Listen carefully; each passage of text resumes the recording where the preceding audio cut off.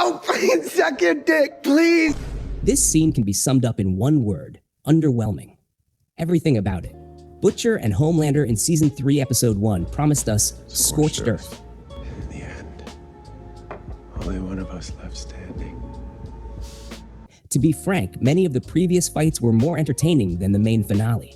Homelander can't move fast enough to fly out of that room as he did in the first season, and Butcher's tentacles weren't as interesting as the first time we saw them. There were even some complaints that the fight only involved a broken table and couches. Overall, the fight seems to be missing something that the entire series had, especially Season 1 to 3.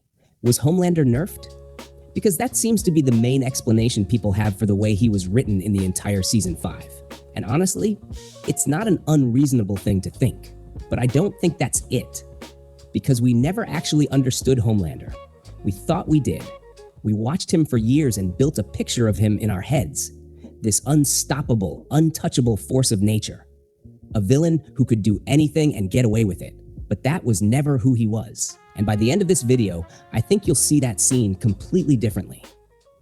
But before we get into all of that, let's talk about the source material. In the original comic by Garth Ennis and Derek Robertson, You are a sick man. Homelander gets what most people would call a proper ending.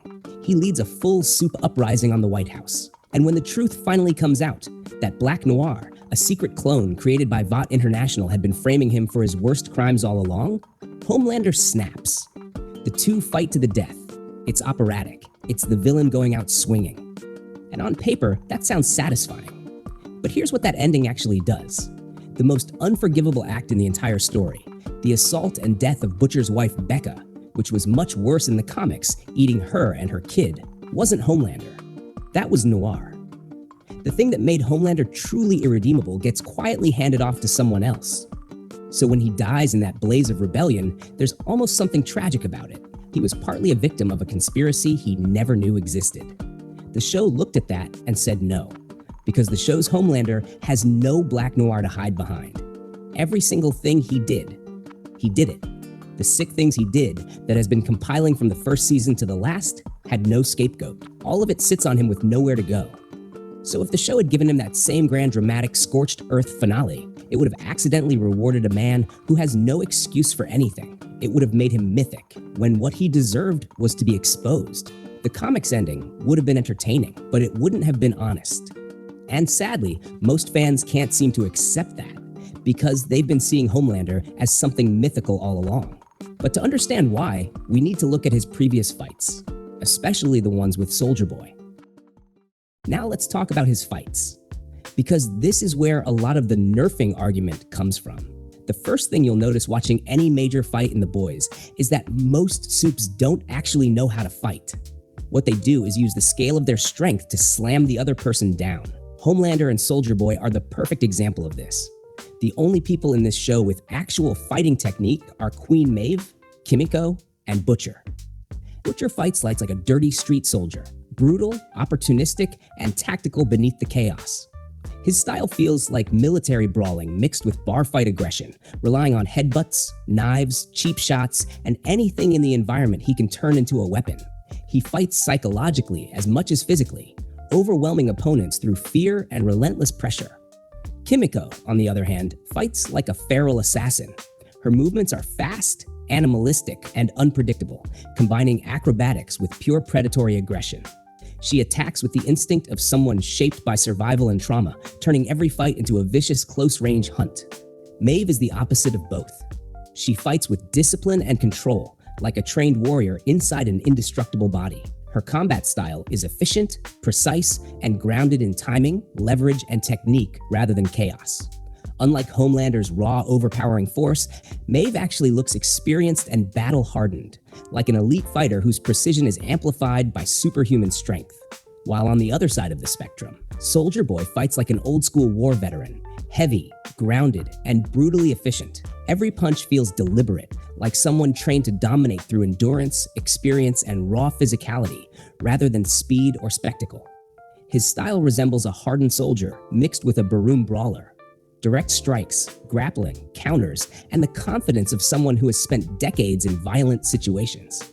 There is a rugged realism to the way he fights, as if violence is simply another part of the job.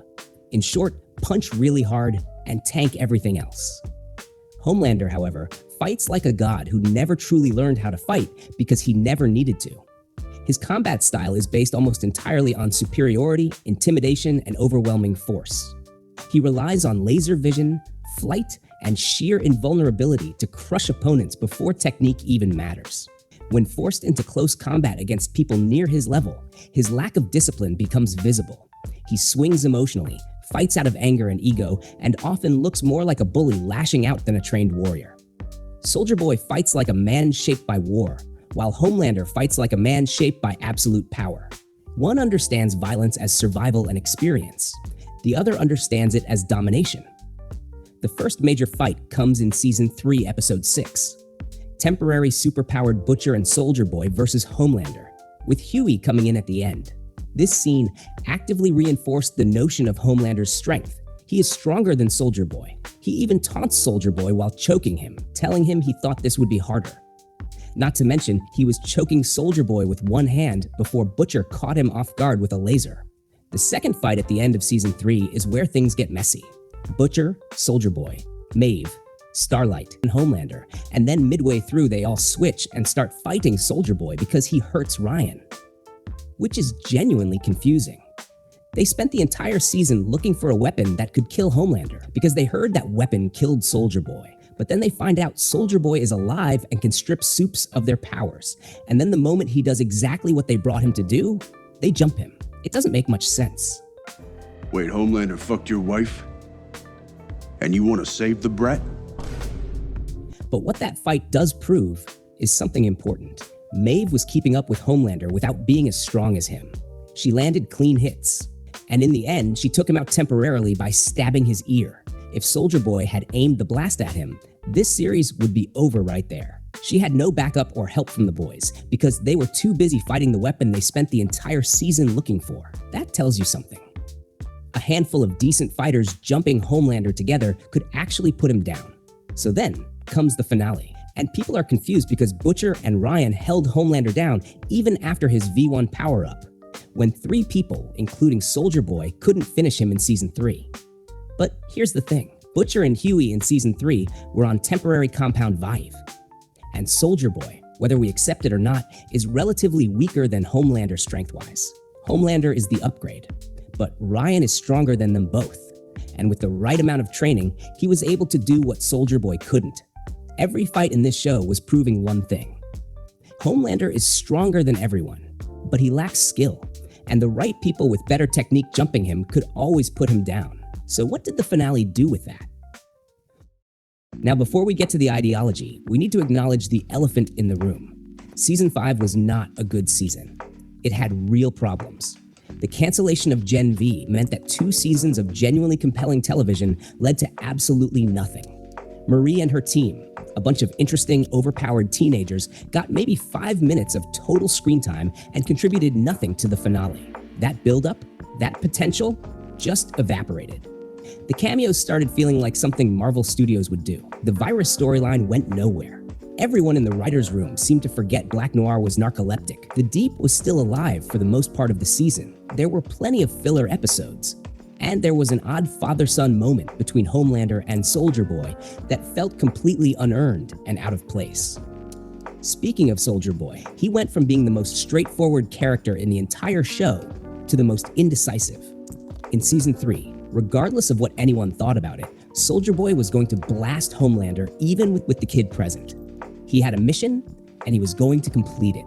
That was his entire character, a chill, racist, deadly man who, if not for the missions he had to complete, would probably stay home and drink beer. And then Season 5 pulls out Stormfront of all people in the "this is what Claire would have wanted," and it played out exactly like the Save Martha scene from Batman v Superman. So we all forgot about Crimson Countess, the only woman he ever truly loved? I guess that doesn't matter anymore. But the season wasn't without its good moments either. The Deep finally gets kicked out of the 7, gets humiliated, and dies in the most embarrassing way possible. And Starlight gets to be the one to do it. Black Noir's side storyline worked. Starlight and her dad? A-Train's arc is genuinely one of the best things in the season. Watching him go from running someone over while being chased by nothing to sacrificing his life to save a girl while being chased by Homelander. That's a full character journey. Soup's actually saving people in this universe is always something to appreciate. But let's get to the finale fight. Butcher is completely juiced up. Homelander is super juiced up on V1. And Homelander, who we've already established cannot actually fight, actually gets beaten up by only Butcher. Kimiko struggles to power up and blast his powers away, but she has lost access to the anger she once fought with. She found it again through love and mercy, the same way Soldier Boy did with Bombshine. As for Homelander, I'd push back on the idea that he was slow. Ryan was just faster, stronger, and better. Physically, Ryan has the potential to become more dangerous than Homelander ever was. But combining immense raw power with a child's unstable psychology, no discipline, no combat experience, or clear philosophy, it would be easy to bring him down. Homelander being held back by Butcher and Ryan isn't nerfing. It can happen with the right logic. The only problem this scene had was the V1 edition. It was useless and made no difference before and after. This is where we get the begging. This is the moment people say he was degraded, that he should have gone out swinging, that Season 1 Homelander would never. But think about what Season 1 Homelander actually was. This is a man who drinks breast milk, whose idea of doing whatever he wants was this. Season 1 Homelander would have probably peed his pants in that situation. This was when Vought International had a leash on him, and he keeps whining and complaining about it to Maeve. He can't fight without his powers, because if you put a powerless Homelander against a powerless Maeve, she would beat the living hell out of him. He has always depended entirely on what he was born with, and when that stops being enough, he breaks.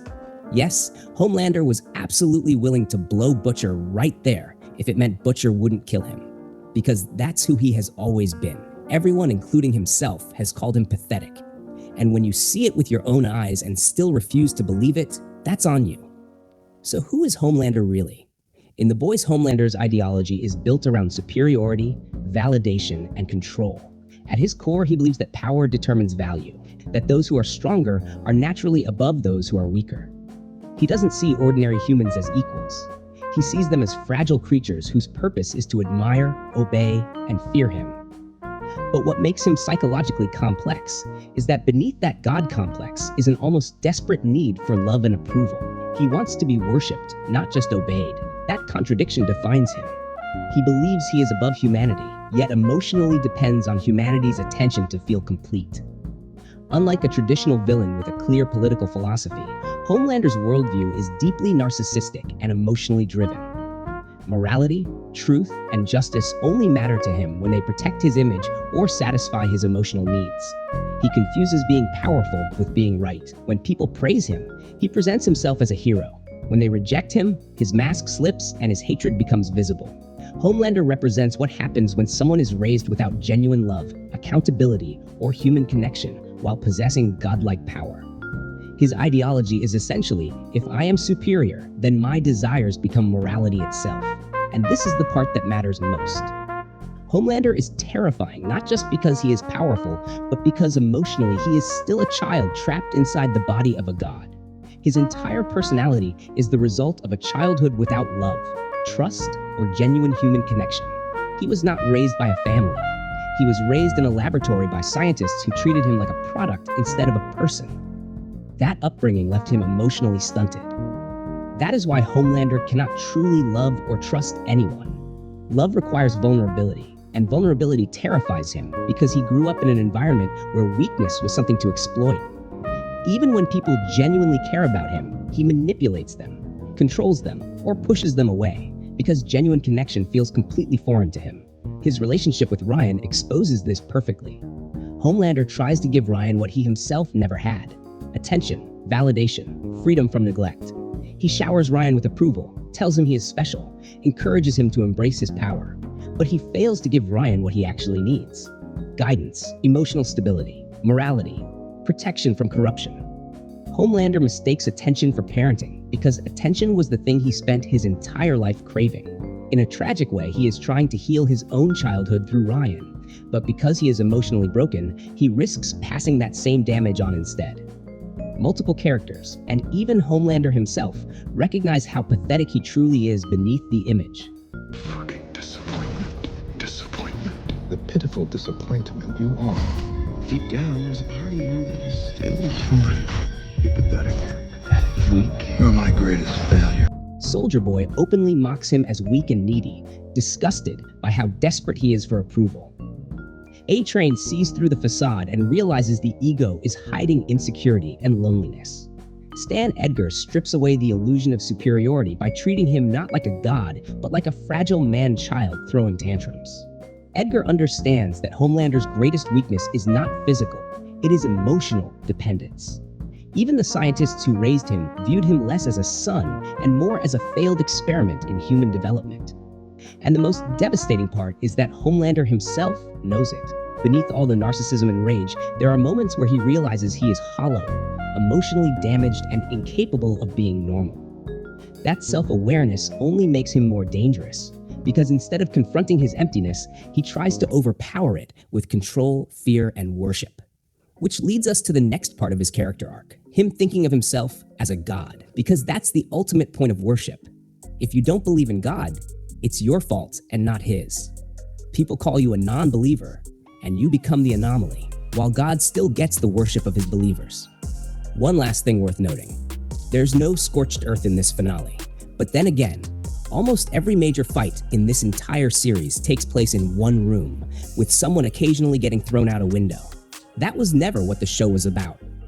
Although it was a disappointment, it was underwhelming because the entire season was always underwhelming, and this is my case to defend it.